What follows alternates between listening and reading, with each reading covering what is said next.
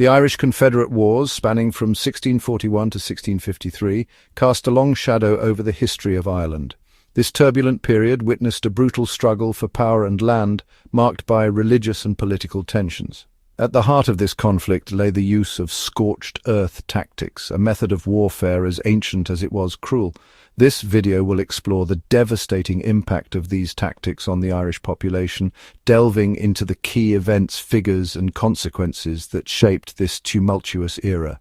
The Irish Confederate Wars were not a single unified conflict. They were a series of interconnected rebellions and campaigns fought between various Irish Catholic factions and the English parliamentarians. The conflict erupted in 1641 with an uprising of Irish Catholics against English rule. This rebellion was fueled by a complex web of grievances, including religious persecution, land confiscations, and political marginalization.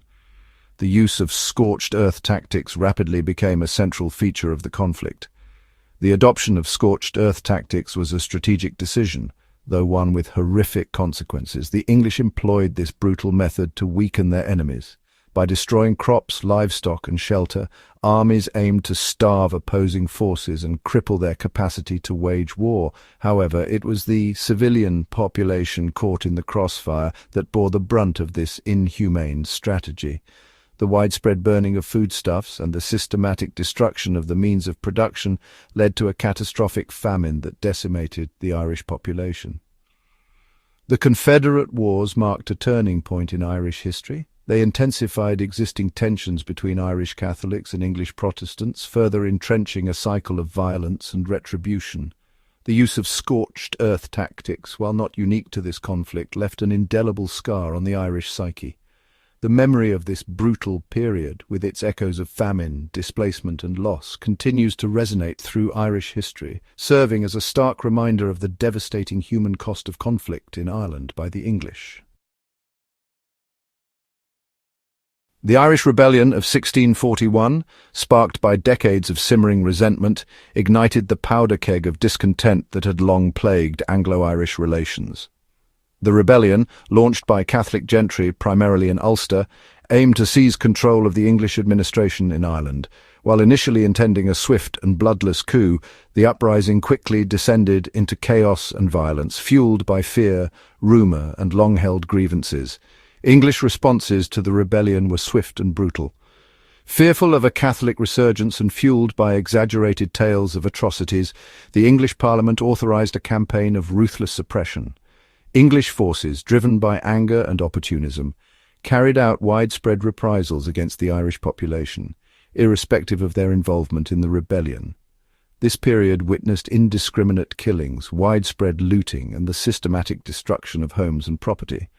The adoption of scorched earth tactics by English forces was a calculated move to break the rebellion's back.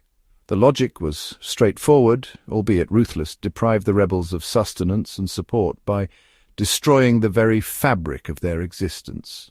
This meant burning crops in the fields, slaughtering livestock, and razing villages to the ground. The aim was to starve the rebellion into submission, but this strategy had a devastating impact on the wider civilian population. It was the English who possessed the resources and logistical capacity to implement this brutal strategy on a scale that tipped the balance towards a humanitarian catastrophe.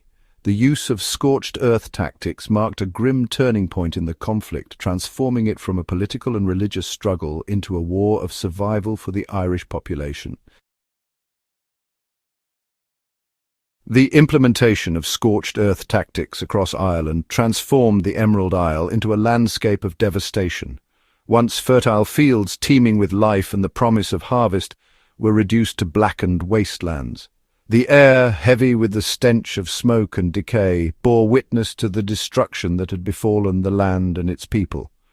The systematic destruction of crops and livestock, intended to cripple the enemy, pushed the Irish population to the brink of annihilation. The immediate impact of these tactics was a catastrophic decline in food security. With their stores depleted and their fields lying barren, the Irish people faced the stark reality of starvation. Famine tightened its grip on the land, sparing no one, from the youngest infant to the eldest member of the community.